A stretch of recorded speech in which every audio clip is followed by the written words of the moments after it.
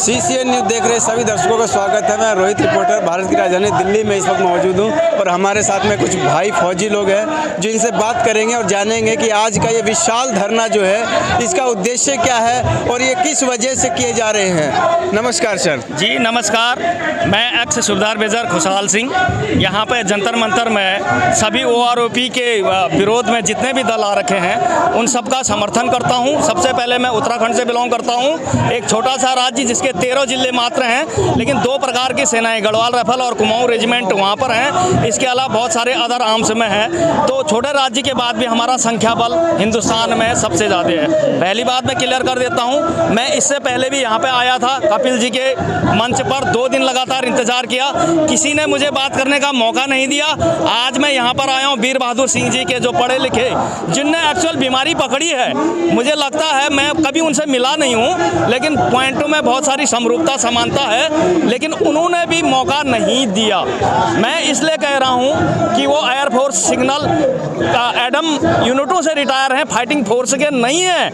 मैं जो यहाँ पे खड़ा हूँ, इन लोगों की टोटल नौकरी के बराबर मेरी फील्ड की नौकरी है।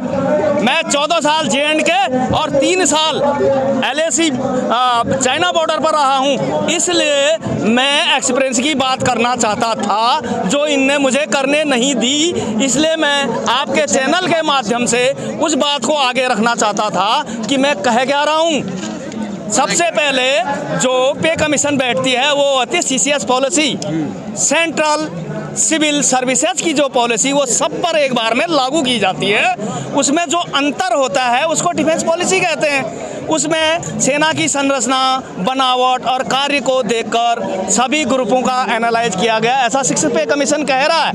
लेकिन हकीकत में उनने कहा कि अपने अपने ग्रेड और लेवल से सब संतुष्ट हैं सिवाय ऑफिसर्स के कुछ मामलों के। मेरे पास उसका संदर्भ भी है, जिसकी संदर्भ संख्या 30 अक्टूबर 2008, जिसका रेफरेंस नंबर मैं आपको पढ़ के बताता हूँ, 52/2006 E3 के संदर्भ में ऐसा कहा जा रहा है कि हमने ग्रेडों का पुनर्निर्धारण किया। पे बैंड 4 के लिए आपने निर्धारण किया, किसी और के लिए नहीं, जो 15,600 से 39,100 तक था, जिसे आपने पे बैंड 4 करार दिया, जो 37,400 से लेकर 67,000 तक का हो गया। इसमें आपके 13 और 13A शामिल किए गए, जो कि ब्रिगेडियर और कर्नल साहब आज की डेट पर हैं। ये था उनका कुछ समस्या, जहां हमें दूसरी तरफ PBOR कहते हैं, पर्सनल बिलो ऑफिसर्स रैंक। ये कोई परिभाषा नहीं है सेना की, असली परिभाषा है officers JCO, NCO and other rank. JCO class 2 गजिटेड है, जो आपने भारत सरकार को बताया ही नहीं, अपने को ऊपर खींचने के चक्कर में। गजिटेड क्लास 2 वो अधिकारी होते हैं जो भारत सरकार के राष्ट्रपति के नोटिफिकेशन के तहत जिनका जूनियर कमीशन नंबर आता है, और उन्हें वो सारे अधिकार प्राप्त हैं जो एक मेजर साहब तक हैं। वो ऑफसेटिंग कंपनी कमांडर से लेकर सारे उनके अनुस्थिति में वही काम करता है। और उनके समकक्ष जो सिविल अधिकारी आते हैं, जिनको आप बोल रहे हैं कि समकक्ष सिविल अधिकारियों के समान पद दे दिए गए या ग्रेड दे दिया गया है, ये झूठ है। क्योंकि समकक्ष अधिकारी एक तो BDO साहब होते हैं, तहसीलदार साहब होते हैं, सर्किल इंस्पेक्टर साहब होते हैं, और उसी डिफेंस गवर्नमेंट के डिफेंस सिविलियन SO साहब होते हैं, सेक्शन ऑफिसर। वो सारे के सारे लेवल 8 और ग्रेड पे 48 के हिसाब से हैं। नायब सूबेदार ग्रेड पे 4200 और लेवल 6 में कैसे, जबकि उनका समकक्ष इक्विवेलेंट बराबर नहीं, समकक्ष असिस्टेंट सेक्शन ऑफिसर लेवल 7 4600 के ग्रेड में। ये बात आपने भारत सरकार को कभी नहीं बताई। यहाँ पर से खराबी शुरू हुई। दूसरा, आप मिलिट्री के जवान की परिभाषा CCS से देते हैं, उसके भी 2 हवाले दूंगा मैं, कि हाई स्कूल या इंटर पास। जबकि हाई स्कूल या इंटर पास यदि सिविलियन होता है, वो शारीरिक विकलांग या उसके कुछ कमी भी है, तो भी उसको नौकरी मिलेगी। आप उसका उस प्रोफेशन के लायक पहले हार्ड से हार्ड मेडिकल टेस्ट ले रहे हो, फिजिकल टेस्ट ले रहे हो, अगर मेडिकल फिजिकल टेस्ट उसमें शामिल ही नहीं है या हैं उसमें शामिल या नहीं होते, शामिल हैं तो उसका ग्रेड उसी के बराबर लेवल 3 कैसे हो गया? क्या महेंद्र सिंह धोनी IAS अधिकारी था इसलिए कैप्टन रहा? इसका मतलब से खेलना और टीम संचालन करना आता था इसलिए कैप्टन था वो। जब हमारी प्रोफेशनल योग्यता औरों से ऊपर है तो कम से कम सिपाही लेवल 4 में क्यों नहीं गया? यही फिर 7th पे कमीशन में लोगों ने देखा, बाकी ग्रुपों ने देखा, उन्होंने अपने अपने रेफरेंसेस 7 पे में उन्होंने ग्रेड को चेंज कर दिया सब। कनिष्ठ रेडियोग्राफर अंडमान निकोबार 2000 से 2800 के ग्रेड में डाला, हवाला नंबर संदर्भ 7750। इसी प्रकार परीक्षण सहायक वानस्पतिक सर्वेक्षण पर्यावरण वन और जलवायु परिवर्तन में होते हैं, संदर्भ संख्या 11, 16, 19, जिनको 2000 से 2400 का ग्रेड मिला। इसी प्रकार वरिष्ठ तकनीक सहायक सर्वेक्षण खान मंत्रालय 11, 29, 15 का जो संदर्भ है 4200 से 4600 में डाला गया, यानी कि फौज की भाषा में नायब सूबेदार से सूबेदार के ग्रेड में डाला गया। जब वो लोग अपना ग्रेड परिवर्तन करने के बाद फैक्टर लागू करवा सकते हैं तो फैक्टर लागू से पहले क्या आपने किसी का ग्रेड चेंज किया? हाँ किया। आपने ये कहा कि एक रैंक अभी ऐसा है जिसको पे बैंड 4 में जाना चाहिए, वो रैंक है लेफ्टिनेंट कर्नल। 7th पे कमीशन की मेहरबानी वो लेफ्टिनेंट कर्नल को भी पे बैंड 4 में ले गए। आपने वहाँ पर हवाला दिया कि पे बैंड 4 के लेवल 12 के 3 सेक्शन हैं, 12A और 12B, जहाँ पर लेफ्टिनेंट कर्नल लेवल 12 में चले गए। हमारे साथ वहाँ भी धोखा हुआ। तो इसके अलावा एक प्रमोशन पॉलिसी जिसको प्रमोशन नहीं मिलता है, CCS कहती है कि 60 सालों तक नौकरी करने पर 10 साल, 20 साल और 30 साल में उनको अपग्रेड कर दिया जाएगा। यदि प्रमोशन नहीं हुई तो उस रैंक की पे देंगे आपको। डिफेंस सेक्टर के लिए आप कहते हैं कि आपको घटाकर 8, 16 और 24 कर दिया जाता है।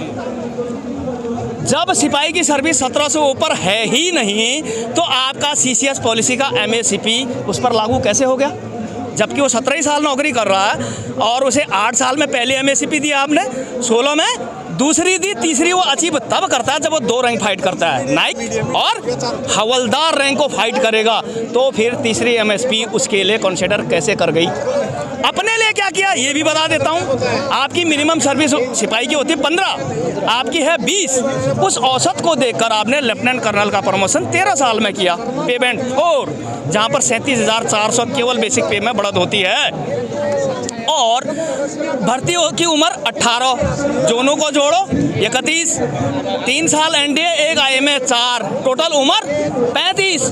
अब 55 साल की मैक्सिमम एज में से 35 घटाओ निकलता है 20 ही उनका मिनिमम इंडेक्स अब्लिक इंक्रीजमेंट है। करेक्ट 20 इंक्रीजमेंट लेके आप रिटायर होंगे, बल्कि 25वें में आप TS कर्नल भी बनोगे और 13 में चले जाओगे, लेवल 13 में। अपने लिए इतनी अच्छी गणित निकाली तो सिपाही का तो ACP 2 के बाद 1 ही साल बचा। फिर हमारी पेंशन फिक्सेशन, हमारा increment, minimum increment of pension हम कैसे पहुंचेंगे? आपने 4, 8, 12 क्यों नहीं किया? ये था मेन फैक्टर जो कि सारी बीमारी का एक साथ इलाज कर देता। आपने ये भी नहीं किया। फिर आपने लिखते हैं कि सशस्त्र बलों का अतिरिक्त जोखिम को ध्यान में रखते हुए आप MSP देते हैं, वेरी गुड साहब, देते हैं आप, अच्छा है। लेकिन फिर उसे अगली लाइन में परिवर्तन करते हैं कि MSP ग्रेड तय करती है। 5400 का ग्रेड वाला 15,500, उससे नीचे वाले 5200, और MNS नॉन कॉम्बैट को भी शामिल करके आप अपना 70% उसको दे देते हैं, इसलिए वो 10,800 पर हो गई साहब, ये भी विसंगति। इसके अलावा आपने सेकंड लेफ्टिनेंट, एक रैंक होता था, उनको मर्ज करके लेफ्टिनेंट कर दिया, 2 स्टार दे दिए। नायब सूबेदार बेचारा 1 ही स्टार में रह गया।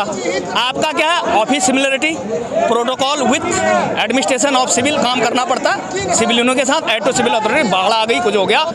सीमा पर BSF के साथ काम करना पड़ता है जो पाकिस्तान की तरफ के बॉर्डर है। और जहां मैं दोनों सेक्टरों में काम करके आया हूं, LC हिमाचल, ये अरुणाचल प्रदेश, वहां पर ITBP होती है, उनका रैंक स्ट्रक्चर के स्टार ज़्यादा होते हैं साहब। आपने अपना तो बढ़ा लिया 1 स्टार से 2 स्टार, नायब सूबेदार को आपने छोड़ दिया।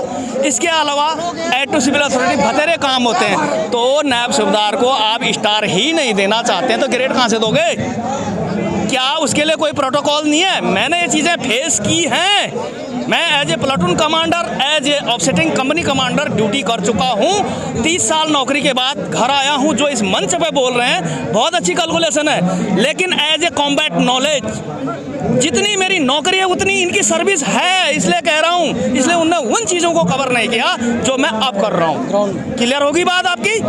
अगली बात मैं आपको बताता हूँ कि एमएसपी का निर्धारण में उनने armed forces special power act 1958 क्या देखा गया, जो 3 पंजाब में था, 3A जो है J&K में है, जहाँ पर एक नायक भी एक ऑपरेशन टोली को लेकर किसी घर का सर्च कर सकता है, हथियार बरामद कर सकता है, शत्रु का हथियार समर्पण न करने पर गोली मार सकता है। तो वहाँ पर से जब कमांडरशिप एक साथ शुरू हो गई तो एमएसपी 1550 उनकी कैसे हो गई? हम नहीं कमांडर हैं। आप लड़ाई में घायल हो जाओगे तो मैं करूँगा, ये टीम वर्क है। तो क्या बेचारा सिपाही सिर्फ मरने के लिए है? उसको क्यों नहीं बढ़ाई गई?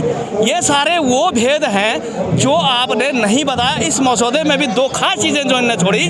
JCOG start from level 8 grade pay 4800 वाला वहाँ पर गजटेड शुरू होता है, जहाँ पर हाई स्कूल के हेडमास्टर शुरू होते हैं। आपने 2 स्टेप नीचे फेंका जहाँ पर हवलदार होना चाहिए था, नॉन कमीशन ऑफिसर। दूसरा, आपने स्टार वैल्यू उनकी कम कर दी इन पैरामिलिट्री फोर्सेस के सामने। वो कैसे काम करेगा? CI सिटी में CRPF के साथ पत्थरबाज आते हैं कश्मीर में, बॉर्डर पे BSF होती है, ITBP होती है साहब चाइना बॉर्डर पर, सिविल में अन्य पदाधिकारी होते हैं पुलिस के या सिविल एडमिनिस्ट्रेशन के। तो ये चीज़ें अगर ठीक कर देंगे तो वो ORP स्वतः ही ठीक हो जाएगी।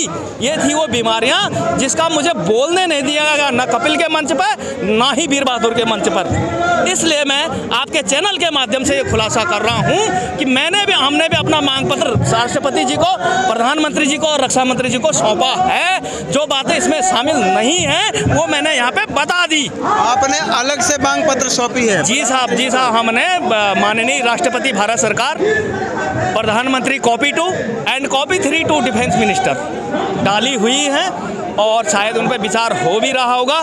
यहाँ पर मंच पर कोई बात ही नहीं करने दे रहा, भीड़ इतनी है। न जाने मेरी किस्मत ख़राब है, पहले भी मौका नहीं मिला, अब भी किसी ने मौका नहीं मिला। सिर्फ पहले हमारा नेतृत्व कोई और दल करता था ORP 1 एंड 2 में, जो हमें घाटा। मैं आपको एक छोटा एग्जाम्पल देता हूँ। महाभारत की लड़ाई में भी शंखनाद हुआ जैसे आज हो रखा है। जिसने गलत दल का शंखनाद किया, परशुराम के 3 परम शूरवीर शिष्य मारे गए, भीष्म पिता मारे गए, द्रोणाचार्य जी की मृत्यु हुई और कर्ण भी मारा गया। क्यों? दल गलत था, प्लेटफॉर्म गलत था। जिसके समझ में नहीं आता तो मैं पिक्चर के डायलॉग से समझाता हूँ। तेरा क्या होगा कालिया बोलता है ना गब्बर सिंह शोले में, वो बोलता है सरदार आपका नमक खाया है, बोला तो अब गोली खा। इसलिए गलत व्यक्ति का कभी साथ नहीं देना, गलत व्यक्ति का नमक नहीं खाना, आपकी योग्यता धरी की धरी रह जाएगी। इसलिए हम JCO जवानों की योग्यता के हिसाब से जो हमें मिलना चाहिए था वो नहीं मिला, क्योंकि हमारा नेतृत्व गलत दल के लोग कर रहे थे, जो अब नहीं होना चाहिए। और धन्यवाद, थैंक यू। आपके चैनल के माध्यम से मैंने लोगों को ये बात रखी, तो शुक्रिया। जय हिंद, जय भारत, भारत माता की जय।